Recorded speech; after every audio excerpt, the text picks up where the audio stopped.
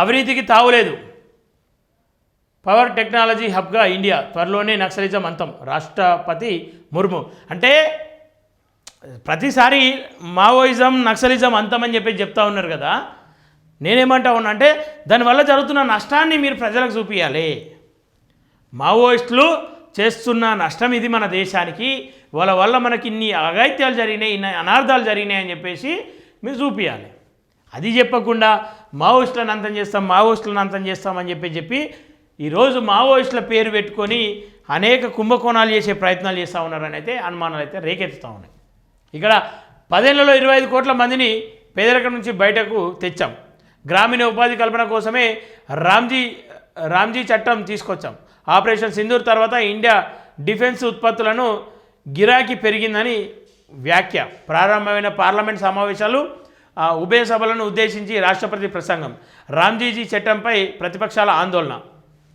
దేశంలో అవినీతి కుంభకోణాలకు తావు లేకుండా ప్రజాధనాన్ని సద్వినియోగం చేసుకుంటే కేంద్ర ప్రభుత్వం పనిచేస్తుందని రాష్ట్రపతి ద్రౌపది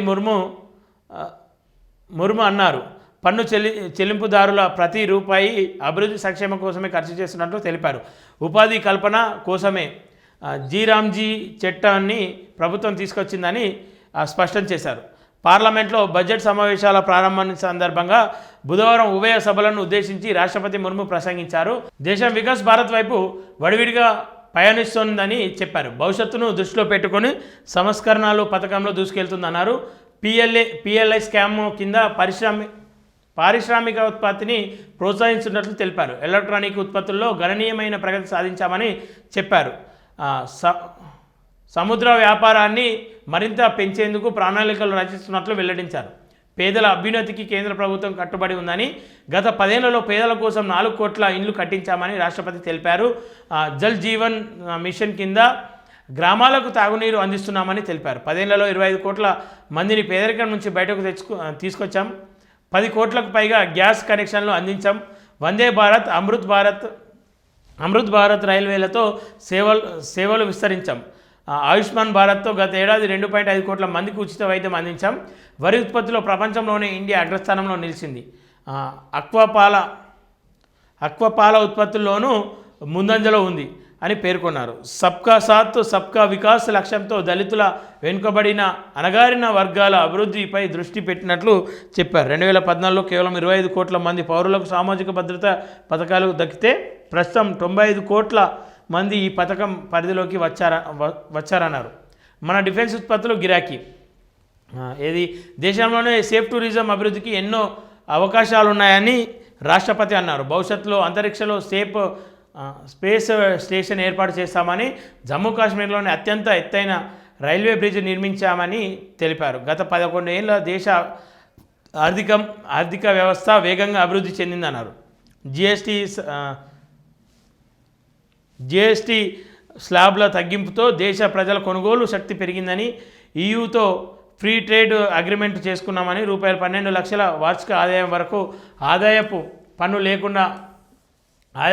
లేకుండా చేశామని, స్మార్ట్ ఫోన్ల ఎగుమతుల్లోనూ దేశం దూసుకెళ్తుందని, దేశం పవర్ టెక్నాలజీ హబ్గా రూపొందుతుందని, గ్రీన్ ఎనర్జీ రంగంలో ఇండియాను పవర్ హౌస్గా తయారు చేస్తున్నాం. భవిష్యత్తులో 100 గిగావాట్ల న్యూక్లియర్ను ఎనర్జీ ఉత్పత్తి లక్ష్యం, 500 గిగావాట్ల గ్రీన్ ఎనర్జీ ఉత్పత్తి చర్యలు.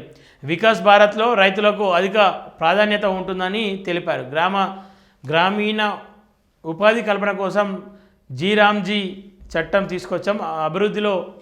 దేశాభివృద్ధిలో మహిళలకు కీలక పాత్ర కల్పిస్తాం. ఆపరేషన్ సింధూర్ తర్వాత మన దేశ డిఫెన్స్ ఉత్పత్తులను గిరాకీ పెరిగింది రాష్ట్రపతి వివరించారు. బీజాపూర్కు బస్సు వస్తే పండుగ చేసుకుంటున్నారు. దేశం నుంచి నక్సలిజాన్ని పూర్తిగా నిర్మూలించే రోజు ఎంతో దూరంలో లేదని రాష్ట్రపతి ముర్ము స్పష్టం చేశారు. ఒకప్పుడు మావోయిస్టు భావజాలంతో 122 జిల్లాల్లో అభద్రత, భయం, అపనమ్మకం వాతావరణం ఉండేదన్నారు. కానీ కేంద్ర ప్రభుత్వ విధానాలతో కేవలం ఆ సంఖ్య 8 జిల్లాకు తగ్గిందన్నారు. ఈ ఏడాది కాలంలో 2000 మంది మావోయిస్టులతో లొంగిపోయారని చెప్పారు. మావోయిస్టుల ప్రభావం ఉన్న బీజ్పూర్ గ్రామానికి 25 ఏళ్ల తర్వాత బస్సు చేరుకున్నప్పుడు గ్రామస్తులు దానిని ఒక పండుగలా జరుపుకున్నారని తెలిపారు. బస్తర్ ఒలింపిక్స్లో యువత ఉత్సాహంగా పాల్గొంటున్నారని, ఆయుధాలు విడిచిపెట్టి వాళ్ళు ఇప్పుడు జగత్పూర్లోని పాండుమ్ కేఫ్లో సేవలు అందిస్తున్నారని తెలిపారు. రాష్ట్రపతి ప్రసంగంలో వాస్తవం, జవాబుదారం, తనం లేదు, వాస్తవం ఇదైతే. నేనేమంటా ఉన్నా, మావోయిజం వల్ల మీకు జరిగిన నష్టం ఏందో వివరించాలి ప్రజలకు. ఆ ప్రాంతానికి బస్సు పోతే ఇలా సంతోషంగా సంబరాలు చేసుకుంటూ ఉన్నారని చెప్తా ఉన్నారు కదా. మరి గతంలో బస్సు పోకుండా అడ్డుకున్నది ఎవరు? అసలు బస్సే ఆ ప్రాంతంలో ఇంకా కూడా రేషన్ వెళ్ళలేదు, ఆ ప్రాంతంలో రాజ్యాంగం అంటే తెలియదు, ఆ ప్రాంతంలో ఏమీ తెలియనటువంటి వ్యక్తులు వాళ్ళకు అంత ఏమంటారు అంతా దూరం చేసిన వ్యక్తులు ఎవరు? మరి ఇలా పండుగ చేసుకుంటారు. సరే, మావోయిజం నక్సలిజం అంతమైతే సంతోషం, నక్సలిజం అంతం కావాలి, అడవిని బాట విడవాలి, అదే అందరం అదే కోరుకుందాం. కానీ వాళ్ళ వల్ల మీకు జరిగిన నష్టం ఏంది? వాళ్ళ అంతానికి ఇలా ఆపరేషన్ ఖగార్ పేరిట అంతమందిని చంపుతా ఉన్నారు కదా, దానికి కారణం ఏంది అసలు? ఆపరేషన్ సింధూర్, దానివల్ల ఉగ్రవాదులు వచ్చిరు, మన దేశానికి చొరబడ్డారు, వాళ్ళని చంపేద్దామని చెప్పేసి ఆపరేషన్ సింధూర్ వేసిరు, చర్చలు చేసిరు, కథం అది కొలాప్స్ అయిపోయింది ఆడికి. కానీ ఆపరేషన్ ఖగారు మావోయిస్టుల వల్ల మీకు జరిగిన నష్టం ఏంది? వాళ్ళ ఈ దేశంలో ఉన్నటువంటి పేద ప్రజలను చంపిర్రా?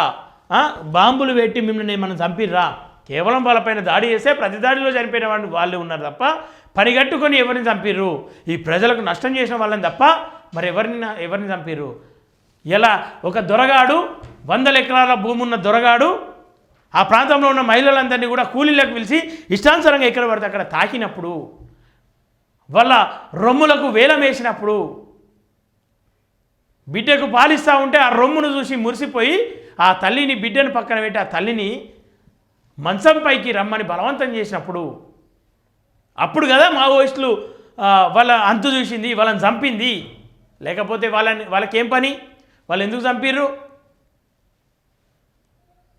తల్లి పాలు ఇవ్వాలన్న వేలం వేసిన వ్యక్తుల నుండి, ఆ అణిచివేత నుండి పుట్టిందే కదా మావోయిజం. ఇలా దున్నేవానికే భూమి అని చెప్పేసి దున్ననోనికి 1000 ఎకరాలు ఉంటుంది, దున్నేటోనికి గుంట భూమి ఉండదు. ఆ టైంలోనే కదా దున్నేవానికే భూమి కావాలని చెప్పేసి 1000 ఎకరాలను తీసి పేద ప్రజలకు పంచిపెట్టి వ్యవసాయం చేయండి, మీరు ఈ దేశానికి అన్నం పెట్టండి అని చెప్పేసి ఈ బడుగు బలైన వర్గాలను వాళ్ళు ఆదుకున్నారు కదా. అడవులను నరుక్కుంటా పోతామని చెప్పేసి అంటే అడవిని ముట్టేది లేదు, అడవిని రద్దు చేసేది లేదు. ఇలా ఈ అడవి ఖనిజ సంపదలు అన్నీ కూడా ఈ దేశ సంపదలు, వీటిని వేరే దేశానికి అంటగడితే ఊరుకునేది లేదని చెప్పేసి వాళ్ళ నినాదాన్ని ఇచ్చి అక్కడ అడవిలో వాళ్ళు తిస్తరేసారు కదా. మరి మీరెందుకని చెప్పేసి ఆపరేషన్ ఖగార్ మావోయిస్టులు అంతం కావాల్సిందే, వాళ్ళు జనజీవన స్రవంతిలో కలిసిపోవాల్సిందే, జనాల మధ్యకు రావాల్సిందే.